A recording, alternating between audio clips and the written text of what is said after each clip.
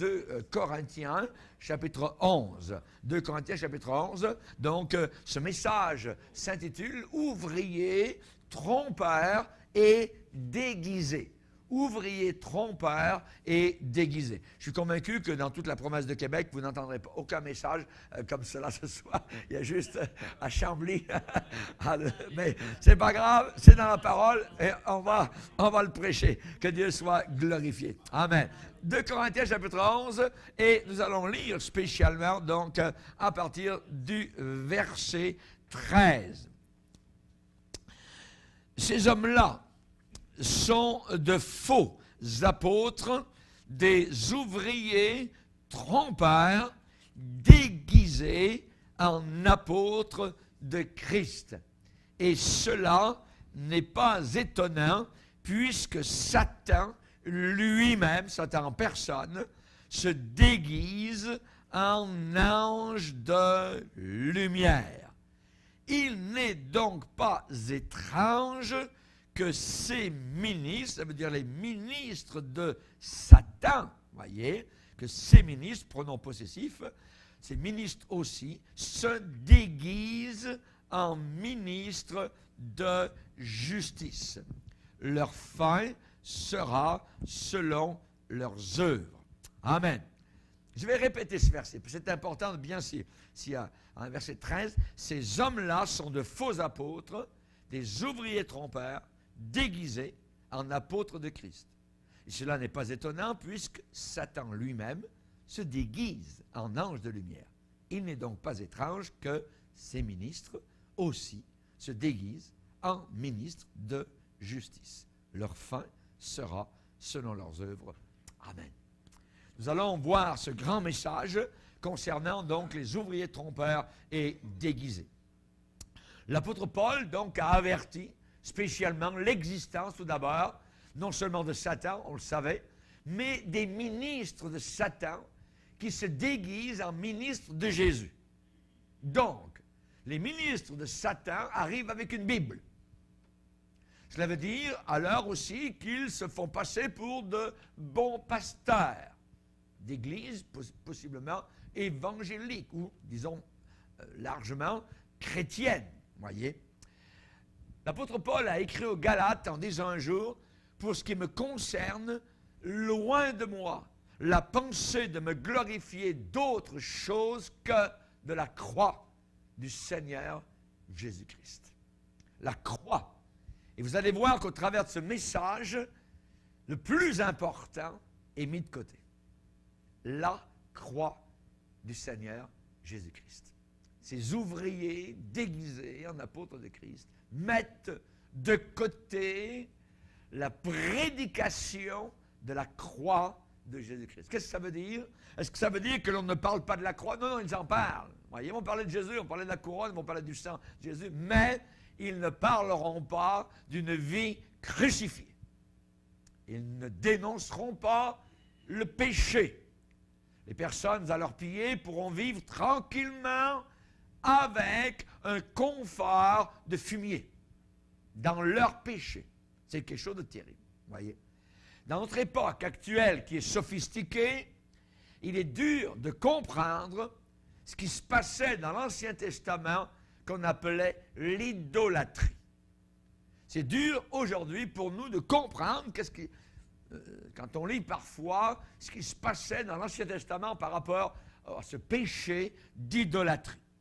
Il est incroyable de lire dans la Bible que des gens intelligents étaient si aveuglés qu'ils adoraient des statues de bois, des statues de fer, des statues de pierre faites à la main avec l'art artisanal. La parole de Dieu nous dit que les gens, comment s'y prenaient-ils? C'était ça. Ils allaient dans la forêt, là où il y a des arbres, là où il y a du bois, voyez. Ils allaient dans la forêt pour prendre un bois dur. Ils choisissaient la sorte d'arbre dont ils avaient besoin. Et ensuite, ils le coupaient et d'une certaine manière, ils le sciaient en deux. Ensuite, ils allaient en brûler la moitié dans leur four pour cuisiner leur repas, et l'autre moitié du même bois, eh bien, ils le donnaient à un graveur sur bois pour en faire quoi? Un petit dieu. La moitié pour cuire le repas, l'autre moitié ensuite, on se met à genoux devant ce morceau de bois et on lui dit, tu es mon Dieu. Comment une telle chose est-ce possible? Toute la famille allait s'agenouiller devant la statue et qu'est-ce qu'il faisait là? Eh bien, il lui parlait. Il parlait à la statue, il parlait au bois. Il parlait à ce Dieu. Et que disait-il? Eh bien, il disait, tu es mon Dieu. Je viens vers toi parce que j'ai un besoin. Je veux que tu me donnes une bonne récolte. Je veux que ça aille bien avec mes enfants. Il parlait à ce morceau de bois gravé. Oui. On va le lire, si vous voulez bien, dans Ésaïe 44. C'est dénoncé dans la Bible. Ésaïe 44. Et là, au verset spécialement 14, à partir du verset 14, on parle de cet homme. Il est dit, il se coupe des cèdres, il prend des rouvres et des chênes et fait un choix parmi les arbres de la forêt. Il plante des pins et la pluie les fait croître. Ces arbres servent à l'homme pour brûler. Il en prend et il se chauffe. Il y met aussi le feu pour cuire du pain. Il en fait également un dieu qu'il adore. Il en fait une idole devant laquelle il se prosterne. Il brûle au feu la moitié de son bois. Avec cette moitié, il cuit de la viande. Il apprête un rôti et se rassasie. Il se chauffe aussi et dit, « Ah ah, je me chauffe, je vois la flamme. » Et avec le reste, il fait un dieu, son idole. Il se prosterne devant elle, il l'adore, il l'invoque, il s'écrie, « Sauve-moi, car tu es mon Dieu. » Ils n'ont ni l'intelligence, ni entendement, car on leur a fermé les yeux pour qu'ils ne voient pas, et le cœur pour qu'ils ne comprennent pas. Il ne rentre pas en lui-même, et il n'a ni l'intelligence ni le bon sens de dire, « J'en ai brûlé une moitié au feu, j'ai cuit du pain sur les charbons, j'ai rôti de la viande et je l'ai mangée, et avec le reste, je ferai une abomination. Je me prosternerai devant un morceau de bois. » Il se nourrit de cendres. Son cœur abusé l'égare, et il ne sauvera point son âme, et ne dira point, n'est-ce pas du mensonge que j'ai dans ma main. C'est bien décrit, on a bien compris. La Bible appelle cela un péché d'idolâtrie. Et pour beaucoup d'entre nous, nous étions des idolâtres auparavant.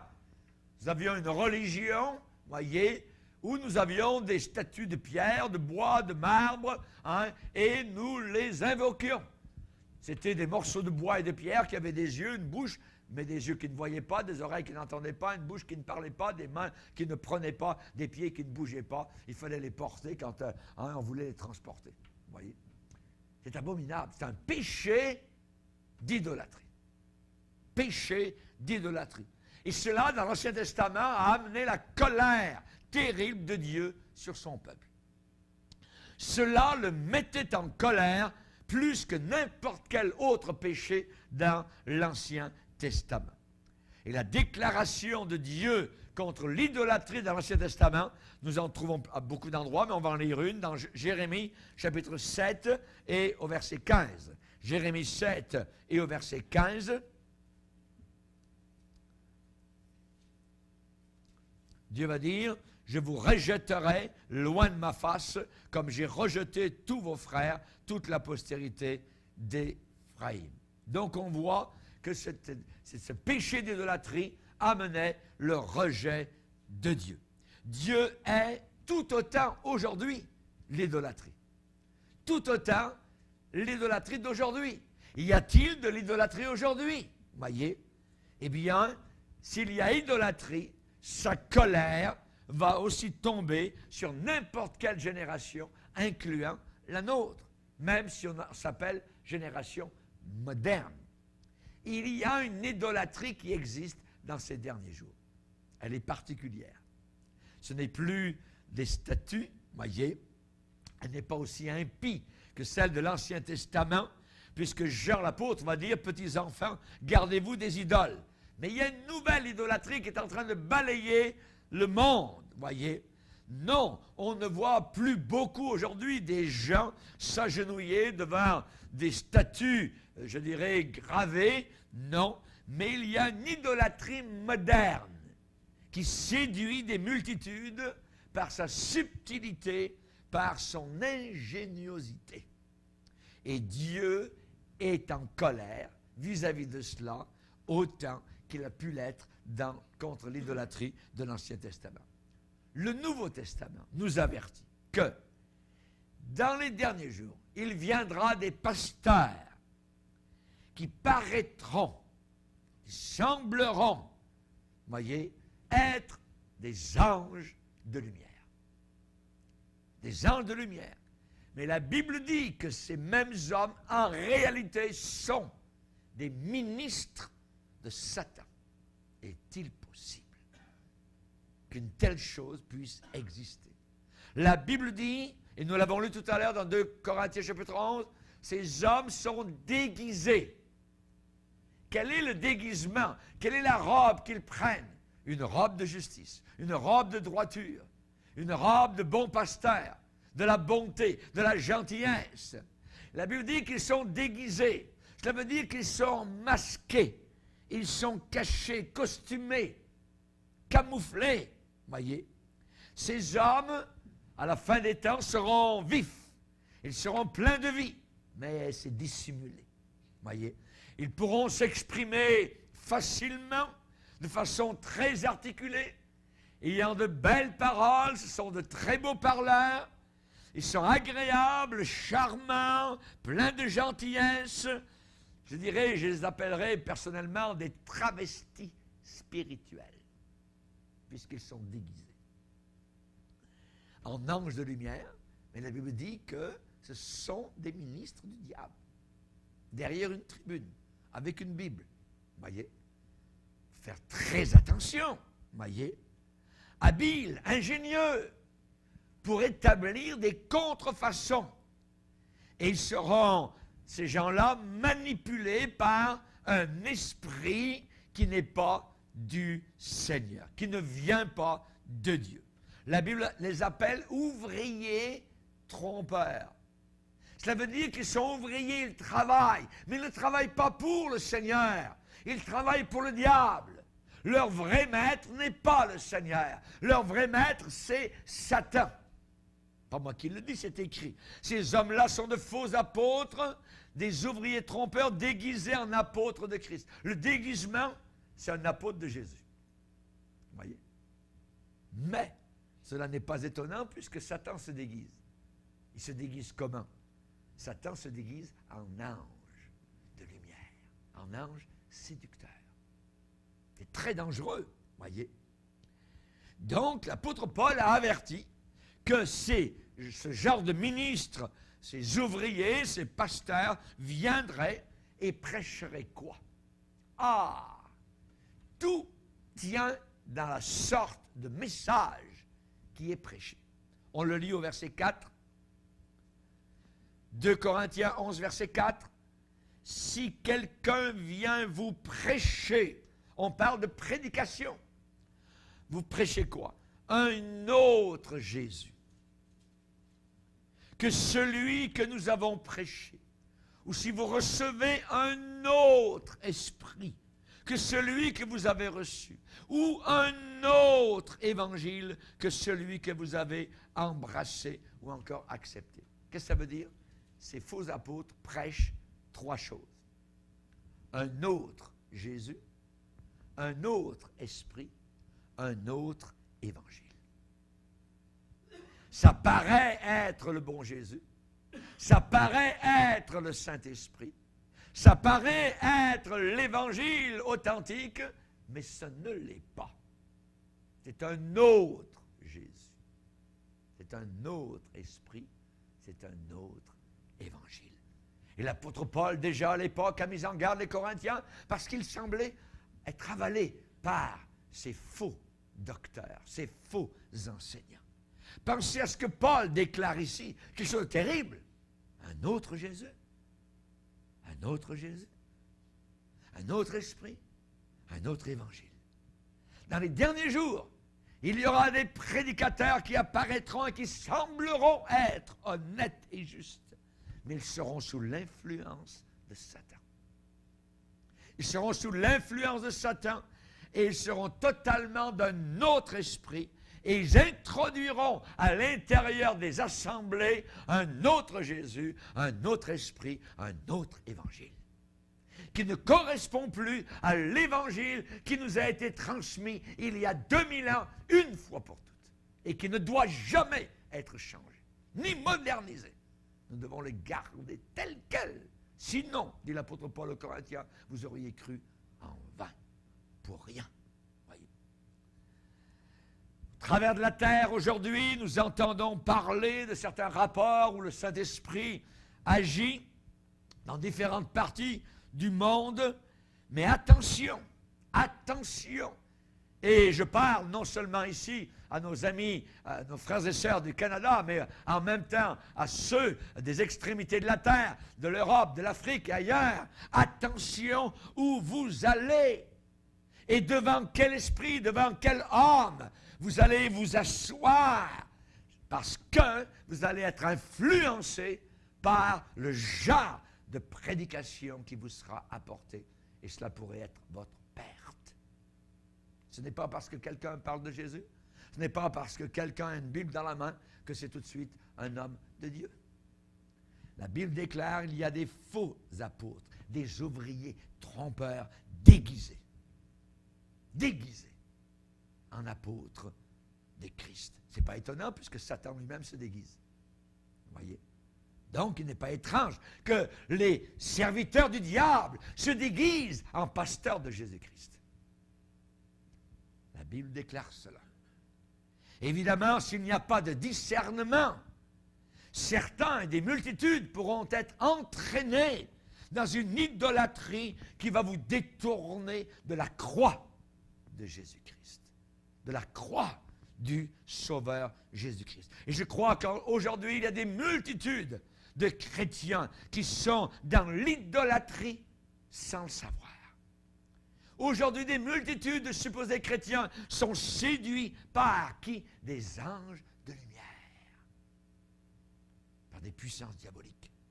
L'apôtre Paul a vu cela commencer, à arriver même à son époque, et même aux Galates, il leur a écrit en disant « Je m'étonne que vous vous détourniez si rapidement de celui qui vous a appelé pour passer à un autre évangile. » Et il va leur dire non pas qu'il y ait un autre évangile, mais il y a des gens qui vous troublent et qui veulent renverser l'évangile de Jésus-Christ. Le vrai évangile est solide, mais des gens veulent renverser cet évangile-là pour amener autre chose qui ressemble, mais qui n'est pas le vrai évangile. Et ce qui ressemble devient de l'idolâtrie. L'apôtre Paul a dit, il viendra une époque, un temps où les hommes ne supporteront plus la sainte doctrine, mais ayant la démangeaison d'entendre des choses agréables, ils se donneront une foule de docteurs selon leurs propres désirs, détourneront l'oreille de la vérité et se tourneront vers des balivernes, vers des fables. Un autre évangile, autre chose. La parole est claire, l'évangile authentique, l'évangile qui nous cloue sur une croix, c'est le vrai évangile. L'évangile qui nous permet de participer aux souffrances de Christ, aux douleurs de Jésus-Christ. Gloire à Dieu. Merci Seigneur. C'est l'évangile authentique. Paul a dit, j'ai été crucifié avec Christ. Mais enlevez la croix de l'évangile. Vous avez un faux évangile. Vous avez un autre évangile. Vous avez un autre Jésus qui vous permet de vivre dans vos péchés, qui vous permet de câliner le péché, qui vous permet de faire toutes sortes de choses. C'est très mauvais. d'être dans une église où le péché n'est jamais dénoncé. Vous avez en face de vous un faux pasteur. Un faux pasteur, voyez. La Bible dit, l'évangile que je vous ai annoncé, par lequel vous êtes sauvés, si vous le retenez, tel que je vous l'ai annoncé. Tel que je vous l'ai annoncé. Voyez. On sait que dans l'Épître de Jude, on nous parle d'une chose assez terrible. Le peuple d'Israël qui est sorti d'Égypte, mais est sauvé de l'esclavage. Mais ensuite, pour aller périr dans le désert à cause de leur incrédulité. Parce qu'ils n'ont pas voulu quitter le péché. Ils ont été idolâtres. Ils ont mis Dieu de côté. Ils se sont détournés de l'évangile authentique. Sauvés pour périr. Rendez compte? Être sauvés pour périr. C'est ce qui est arrivé. Et Jude nous parle de cela. En disant, je veux vous rappeler à vous qui savez fort bien toutes ces choses, que le Seigneur, après avoir sauvé le peuple d'Égypte, l'avoir tiré d'Égypte, l'avoir tiré du pays d'Égypte, fit ensuite périr les incrédules. Sauvés pour périr. Certains ont été sauvés de l'Égypte, mais ensuite sont devenus incrédules. Il n'y a aucun incrédule qui rentre dans le ciel. Sauvés pour périr. C'est la pire affaire qui pourrait arriver. C'est la pire affaire qui peut arriver à quelqu'un. Voyez? L'idolâtrie de ces derniers jours est quelque chose de terrible. Et cet autre évangile qui est mentionné par l'apôtre Paul, c'est quoi cet autre évangile? C'est le message du salut sans la croix. On prêche le salut sans prêcher la croix de Jésus-Christ, sans prêcher une vie de crucifixion, sans prêcher l'abandon au péché de ce monde. On veut le péché et Jésus en même temps. Et lorsque vous amalgamez tout cela, vous avez un autre évangile. L'évangile authentique, c'est le péché à la porte et c'est Jésus uniquement.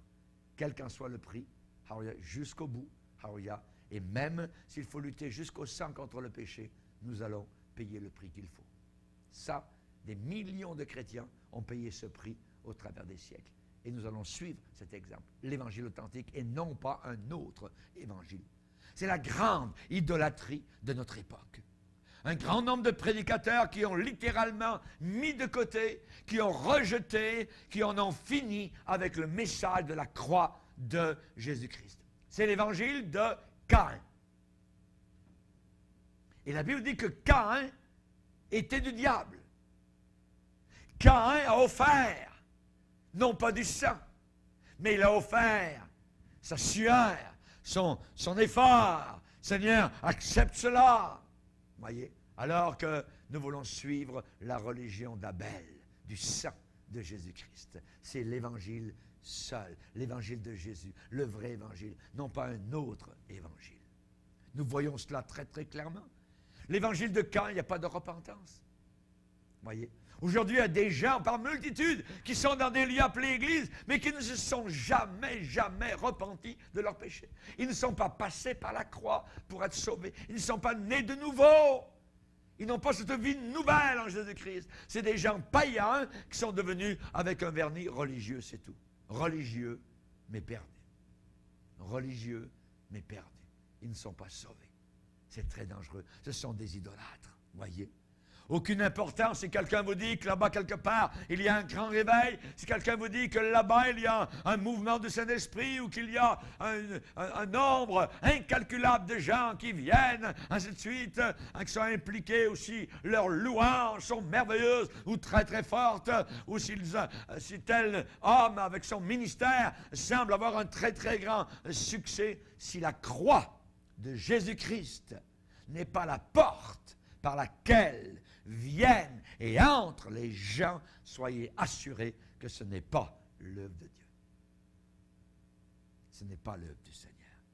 Jésus a dit, celui qui n'entre pas par la porte dans la bergerie, mais qui monte par ailleurs, un autre évangile, celui-là est un voleur et un brigand. Et il n'y a aucun voleur qui entre dans le ciel et aucun brigand. La croix, et ses demandes et son espoir, son espérance, c'est le cœur même de l'Évangile. Enlevez la croix, vous n'avez plus rien. Vous n'avez qu'une coquille religieuse. C'est par la croix, c'est par le sang, c'est par le sacrifice unique de Jésus, une fois pour toutes, à la croix du Calvaire, que nous sommes sauvés. Et toute adoration, toute fraternité, je dirais, fellowship, tout ce qui peut se nommer église ou mouvement, c'est de l'idolâtrie flagrante si la croix n'est pas centrale. Si la croix n'est pas centrale. Et une telle idolâtrie, c'est totalement un autre esprit, un autre évangile, un autre Jésus. Et nous n'avons rien à avoir à faire avec cela. Sans la croix, tout ce qui reste, c'est de la paille.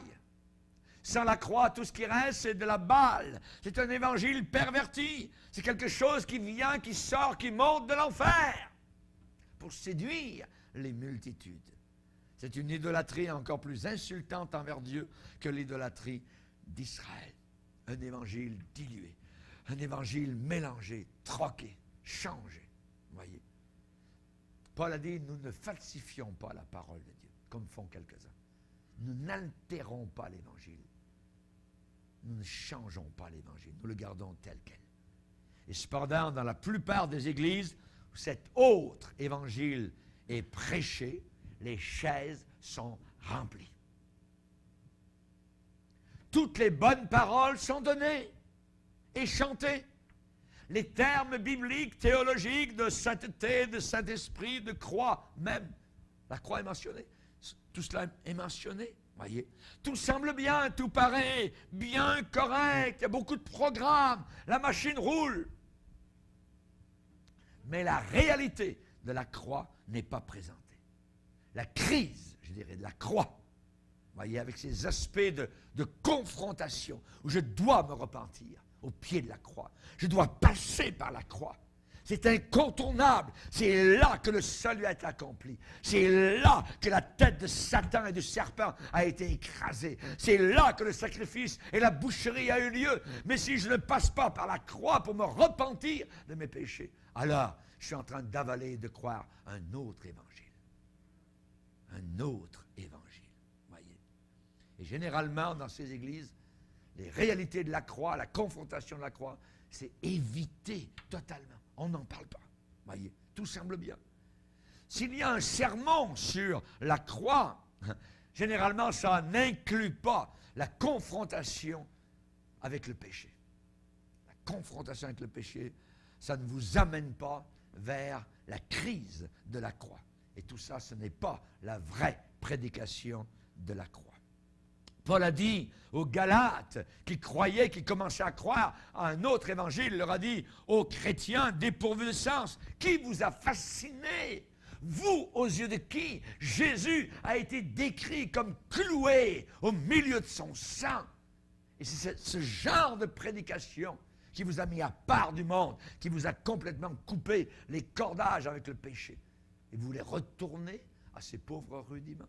Vous voyez, Paul a dû se battre vis-à-vis de cela. Aujourd'hui, je dirais que moi, si je devais prêcher dans beaucoup d'églises aujourd'hui sur ce que demande la croix, avec la mort, avec toutes les convoitises, avec la mort à tous les plaisirs mondains, les foules s'enfuiraient. Les foules de chrétiens, supposément chrétiens, s'enfuiraient, comme elles l'ont fait quand Jésus-Christ leur a parlé du prix à payer pour le suivre jusqu'au bout. Jésus s'est retourné et leur a dit, « Et vous, mes disciples, ne voulez-vous pas vous en aller vous aussi ?» Quand Jésus a commencé à parler du prix à payer, les gens ont dit, « Non, allez, on ne suit pas ça, nous. » Il est en train de dérailler. Il demande la séparation totale avec le péché. C'est ça que l'Évangile demande. Ça cisaille, ça coupe. Par exemple, quand Jésus a parlé aux foules, la Bible dit qu'il y avait des foules qui le suivaient. Et ça dit qu'il se retourna et leur dit, si quelqu'un vient à moi et s'il ne aide pas son père, sa mère, sa femme, ses enfants, ses frères, ses sœurs et même sa propre vie, il ne peut pas être mon disciple. Et quiconque ne porte pas sa croix et ne me suit pas, ne peut pas être mon disciple. Le standard est élevé. Mais ces faux apôtres, dans les églises, ils le baissent jusqu'au ras du sol, ce standard. Si je devais dire aujourd'hui aux multitudes confortables dans ces églises, vous savez, mes chers amis, eh bien, Dieu demande que vous fassiez face à votre péché. Dieu demande que vous vous agenouilliez au pied de la croix, que vous le reconnaissiez comme étant le seul sauveur. Dieu demande que vous vous débarrassiez de votre méchanceté, de votre impureté, de votre concubinage, ainsi de suite. 2/3 des assemblées s'en iraient, offensées sans jamais revenir. Parce qu'on ne leur prêche pas le vrai évangile authentique. On ne leur fait pas payer le prix total. Vous vous rappelez ce steward, cet intendant, qui avait été dénoncé à son maître comme dilapidant les biens de son maître? Il a dit, oh, je vais perdre ma job, bientôt je serai à la rue, alors je vais aller voir ceux qui doivent à mon patron des choses. Il est allé voir, tu dois combien toi? Ah ben, moi je dois 50 sacs de blé. Sur le billet, marque 25. Et toi, tu dois quoi? Ah ben, moi je dois 38 barils de vin au patron. Marque 12. Ça, ce sont les ministres du diable, qui ne parlent pas du péché, qui baissent le prix à payer pour suivre le maître de la moisson. Ce sont des ouvriers trompeurs. C'est la raison pour laquelle les églises authentiques est vrai et que où le pasteur veut faire payer le prix, il est obligé, s'il est honnête avec son appel, de faire payer le prix total. La raison pour laquelle la plupart des gens n'aiment pas ce genre de prédication. Ça demande trop. Et pourtant, c'est là que se trouve le vrai bonheur. C'est là que se trouve la libération. C'est là que se trouve, alors il y a l'obéissance au Seigneur. De telles églises, généralement, on ne mentionne jamais la croix. Mais que font-ils alors? Ah, ils dépensent leurs énergies dans de belles réunions ingénieuses, remplies d'art et d'artistes, de mise en scène, de danse, de chorégraphie, de ceci, de cela, d'illustrations théâtrales, d'art dramatique, des sermons sur comment gérer les problèmes de la vie, 1, 2, 3, 4, voyez, des sermons sur la psychologie humaine, ainsi de suite. Ce sont de faux apôtres, déguisés en apôtres de Christ. C'est ce que la Bible dit. Nous voyons maintenant sous nos yeux toute une génération nouvelle de jeunes pasteurs smart, intelligents, éduqués, malins, vifs, capables, qui construisent de très grands complexes, qui offrent aux gens tout ce qu'ils désirent. Voyez, vous savez, les gens n'ont qu'à demander une chose et ils vont l'avoir. Depuis la pouponnière à la semaine jusqu'au spa à l'intérieur de l'Église, voyez, des cures d'amaigrissement à l'intérieur de l'Église, des classes à l'intérieur de l'Église de bodybuilding, des danses aérobiques, piscines à l'intérieur, équitation, restaurant d'église, ainsi de suite. Ces gens maintenant peuvent centrer leur implication d'église autour de quoi? La croix? Non, l'amusement. L'amusement, la récréation, le divertissement, des événements familiaux, du spectacle, de la musique. Et tout cela high-tech. High-tech, contemporain, pas du tout menaçant. Dieu dans le ciel doit rire littéralement de tous ces essais fragiles pour attirer les âmes par des appâts. C'est la croix qui m'a attiré. Ce n'est pas les programmes d'église qui m'ont attiré. Et quand je suis venu à la croix, j'ai vu mon péché. J'étais convaincu de péché, de justice, de jugement. Mais ces ouvriers trompeurs mettent de côté la croix. Et les multitudes pensent aller au ciel et vont se retrouver dans le lac de feu. C'est terrible. Séduction moderne. Il semble avoir beaucoup de patience, le Seigneur, avec de tels efforts charnels, voyez, pour promouvoir leur évangile, qui est un autre évangile. Que Dieu ait pitié de ces pasteurs, je dirais, d'église qui refusent d'avertir leurs gens pour qu'ils abandonnent leurs péchés. Voilà le vrai rôle d'un homme de Dieu. C'est de piquer au vif, là où est la pourriture, là où est la saleté, pour dénoncer, afin que les gens puissent s'en débarrasser et être heureux. La Bible dit dans Jérémie 23, « Il fortifie les mains des méchants, afin qu'aucun ne revienne de sa méchanceté. » Jérémie 23, 14. Et Jérémie 23, 22 est encore plus spécifique lorsqu'il est dit, s'ils avaient assisté à mon conseil, alors qu'est-ce qui serait passé? Eh bien, ce qui se serait passé, c'est qu'ils auraient, dû faire entendre mes paroles à mon peuple et les faire revenir de leur mauvaise voie, de la méchanceté de leurs actions. À l'Église, on revient de nos mauvaises voies. On coupe avec nos péchés. On revient de nos méchancetés. S'ils avaient assisté à mon conseil, ils auraient dû faire entendre mes paroles à mon peuple. La parole de Dieu authentique, non pas un autre évangile. Et je dis à de tels pasteurs, revenez à la croix, ou alors le sang des gens qui sont à vos pieds seront sur vos mains. Dieu ne supportera jamais que la prédication de la croix soit rejetée. La Bible enseigne que la prédication de la croix est une folie pour ceux qui périssent. Mais pour nous qui sommes sauvés, c'est la puissance de Dieu. Tout est là, à la croix du Calvaire. Jésus a dit un jour, quand j'aurai été élevé de la terre, j'attirerai les hommes à moi. Cette élévation de la terre, qu'est-ce que c'était? De quoi parlait-il? Quand j'aurai été élevé de la terre, j'attirerai les hommes. Il parlait du Calvaire. Il parlait de la crucifixion. Quand il aurait été élevé sur la croix de Golgotha, là, les gens pourraient venir. Et comme Moïse éleva le serpent dans le désert, il faut que le Fils de l'homme soit élevé. Jean chapitre 3, sur la croix, pour que nous puissions être sauvés.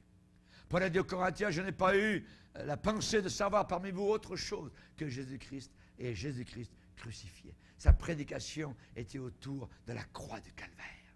Et il menait une vie crucifiée. Crucifié au monde. Bye bye le monde, terminé. On n'en veut plus de leur voix, de leur pensée, de leur façon d'agir, de leur péché, de leur pourriture, de leur saleté, à tout ça. Non, non, non, non, non. Jésus a été élevé sur une croix devant le monde entier. C'était son grand sacrifice pour nos péchés. Dieu avait posé les regards sur un monde de personnes malades du péché. Et nous étions malades du péché, vous voyez.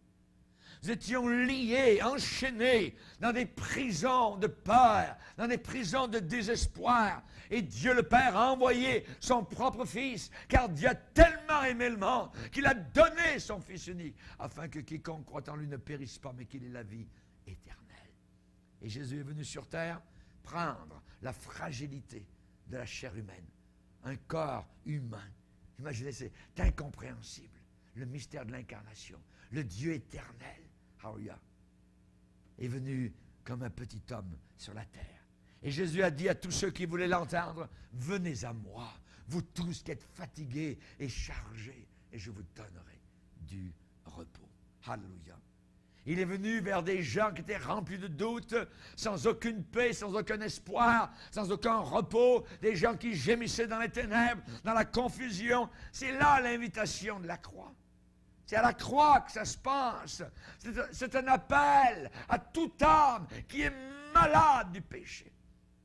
Malade du péché. Moi, j'étais malade du péché quand je suis venu à Jésus-Christ. Il faut comprendre cette vomissure. Il faut presque nous-mêmes vomir, haïr le mal, le péché. Ce monde ne nous a rien donné, ne pourra jamais rien nous apporter. Alors nous sommes venus à la croix. C'est l'invitation de la croix. Jésus appelait tous ceux qui étaient chargés, fatigués, de chaînes lourdes, de chaînes, d'habitudes fortes, des habitudes mauvaises, solides, des péchés particuliers, des péchés de mentir, de mensonge, de tromperie, de drogue, d'adultère, de dépression. Quand Jésus est arrivé dans son premier sermon, dans la petite ville de Nazareth, il est entré dans la synagogue, le Fils de Dieu, alléluia, et il a cherché le livre du Seigneur, et il a cherché un endroit où il était écrit à son sujet, dans le prophète Ésaïe. Et il a dit, en lisant, « L'Esprit du Seigneur est sur moi, parce qu'il m'a oint pour annoncer une bonne nouvelle aux pauvres, il m'a envoyé pour guérir ceux qui ont le cœur brisé, pour proclamer aux captifs la délivrance, pour que les opprimés soient libres. » Alléluia. Gloire au Seigneur. Et il a refermé le livre. Il a dit, aujourd'hui, cette parole est accomplie. Je suis venu, c'est moi. Ils avaient tous les regards sur lui. Imaginez. Alléluia. Que Dieu soit béni. C'est mon sauveur, c'est mon frère.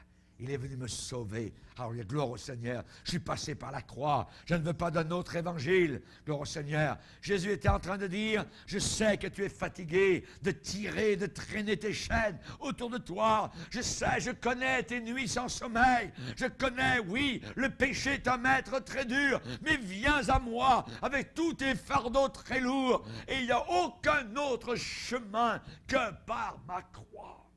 Aucun autre chemin n'existe. Jésus est mort sur la croix, pas seulement pour pardonner les péchés, mais pour casser, pour briser toute puissance lassante, fatigante sur nos vies. Vous savez que le péché fatigue. Le monde est fatigué. Le monde tourne est fait. Pourquoi? C'est le péché. C'est le péché. Ils font des dépressions. C'est le péché.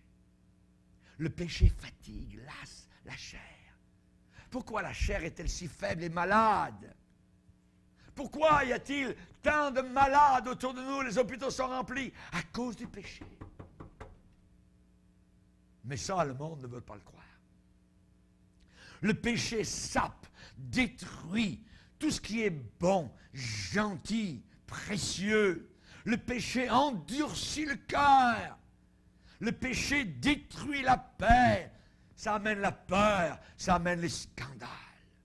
Le péché amène la culpabilité, la tristesse, la honte.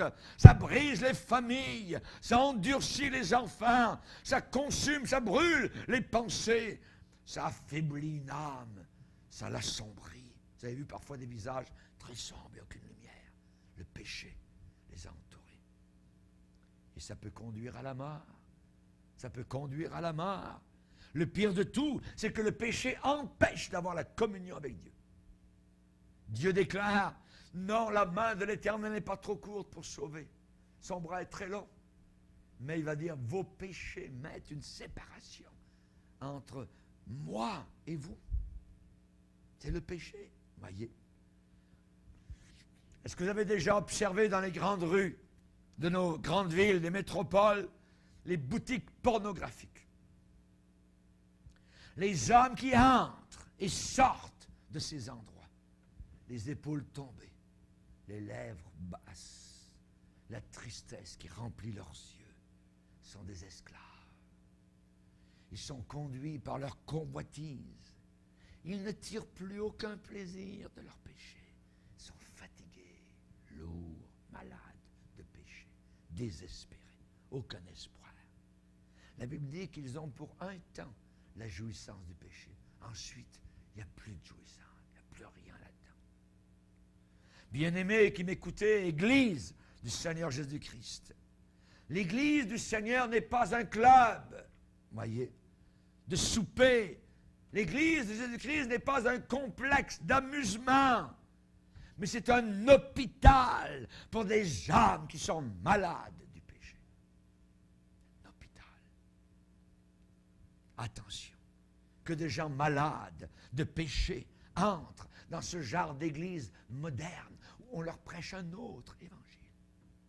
Et là, à l'intérieur, on les console dans leur péché. On ne leur dénonce pas leur péché, on les console dans leur péché. Ils sont réconfortés dans leur péché pour continuer dans leur péché. Ils ne sont pas confrontés avec la croix ensanglantée. C'est un blasphème. C'est un blasphème. Beaucoup de ministres en ont fini avec la croix. Et des multitudes de chrétiens adorent dans des églises qui sont de méchantes idolâtries.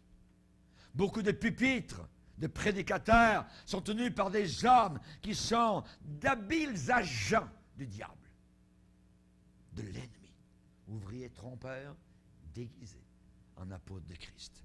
Paul a dit, pour ce qui me concerne, loin de moi, la pensée de me glorifier d'autre chose que de la croix de notre Seigneur Jésus-Christ, par laquelle le monde est crucifié pour moi. Amen. Suite, mercredi prochain. Seigneur, te bénissons. Alléluia. Seigneur, nous voulons te bénir. Quelle joie de t'aimer, de te glorifier, Seigneur. Quelle joie d'avoir embrassé l'évangile de la croix, ensanglanté. Nous voulons nous regarder nous-mêmes comme cloués à ce monde, comme tu l'as été face à la ville de Jérusalem, face au monde entier.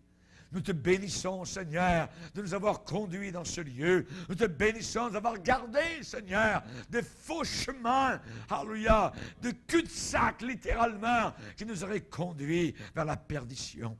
Seigneur, nous ne voulons pas avoir un autre Jésus, nous ne voulons pas avoir un autre esprit, nous ne voulons pas vivre un autre évangile. Seigneur, nous voulons te suivre, le vrai Jésus, cloué sur une croix, enterré dans un tombeau, ressuscité et qui demande tout de nos vies depuis que nous l'avons accepté. Merci Seigneur, tu as tout donné et nous voulons tout abandonner. Tout est à toi, nos corps, notre vie, notre passé, notre présent, notre futur, notre éternité, Seigneur. Même la maison dans la gloire que tu as préparée pour nous. Tout est à toi, Seigneur. Te remercions, nous sommes à toi. Alléluia, nous voulons dire comme la bien-aimée du Cantique des Cantiques, il est à moi, je suis à lui. Alléluia, merci Seigneur. Levons-nous ensemble, frères et sœurs.